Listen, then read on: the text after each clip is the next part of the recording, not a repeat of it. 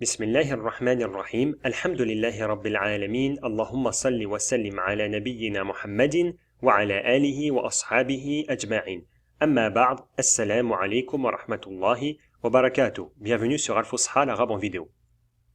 Nous allons tenter, à travers cette vidéo, de comprendre le fonctionnement du dictionnaire Abd an-Nour. Comment lire le dictionnaire Abd an-Nour?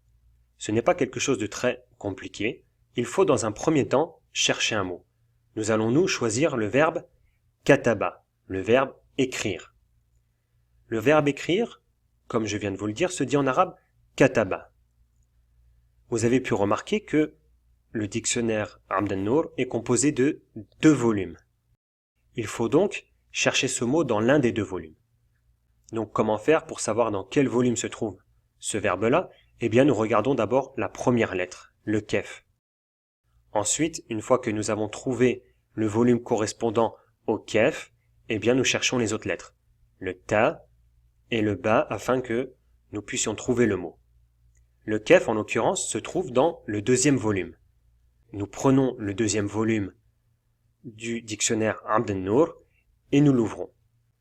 Une fois que nous ouvrons le dictionnaire, à la page correspondante au verbe, nous trouvons ceci. Vous pouvez remarquer ici donc qu'il y a le verbe écrit en gras, nous avons une dhamma au-dessus d'un trait, nous avons plusieurs propositions, plusieurs traductions en français, nous avons des petites vagues et plusieurs mots en arabe. Nous allons nous tenter de nous concentrer seulement sur les 7 premiers exemples. Voilà donc, c'est cet exemple. Nous avons ici dans un premier temps donc, à droite, en haut, en gras, le verbe kataba que nous avons cherché. Ce verbe est un verbe donc au passé, c'est le verbe conjugué à la 3e personne du singulier. Nous avons à côté ici une dhamma. Cette dhamma, elle sera utilisée, elle nous aidera à savoir comment conjuguer le verbe kataba au présent.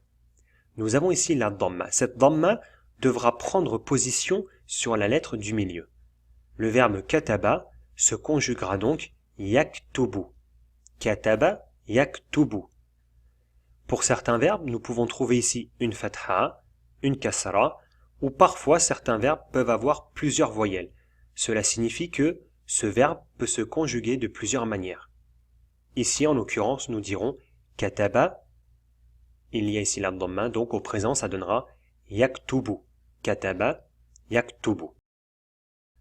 Nous avons ici ensuite une petite vague, comme vous pouvez le voir. La petite vague, cela évite de réécrire le verbe kataba. Cela signifie que nous devons placer ce verbe avant le mot. Kataba bi-dhabtin, kataba nassan qanouniyan, kataba bila itqanin, etc. jusqu'à la fin. Pour éviter d'alourdir à la vision le dictionnaire, eh bien, il a été mis cette petite vague afin de faciliter, de rendre les choses plus claires au lecteur. Ensuite, comme vous pouvez le voir, nous avons ici plusieurs mots en arabe. En fait, ces mots sont des propositions d'association. Par moment, dans certains livres, lorsque vous lisez, vous allez trouver kataba bi-dhabtin.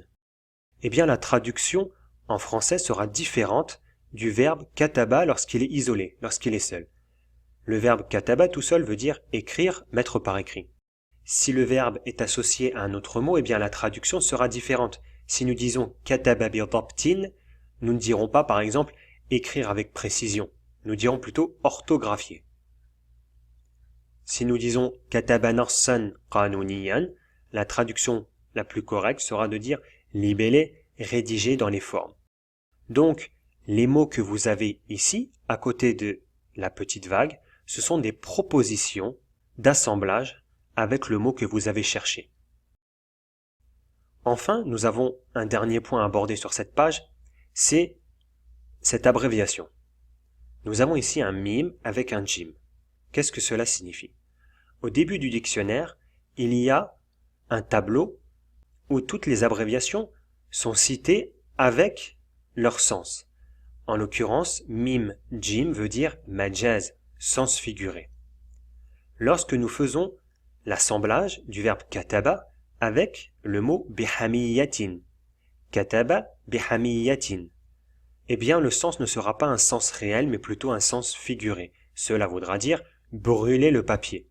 Vous voyez bien ici, dans la traduction française, qu'il n'y a pas la traduction écrire ou alors mettre par écrit, ou bien libeller, rédiger.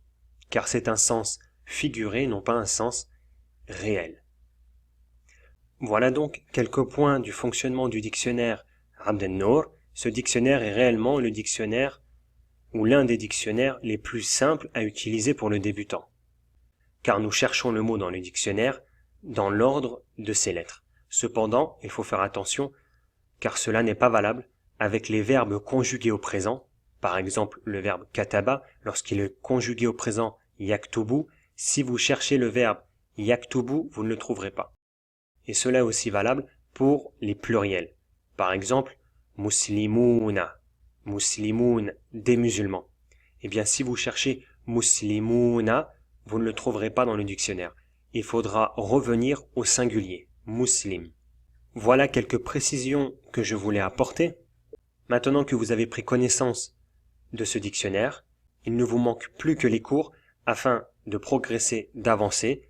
Je vous donne rendez-vous sur le site elfusha.com. Wassalamu alaikum wa rahmatullahi wa barakatuh.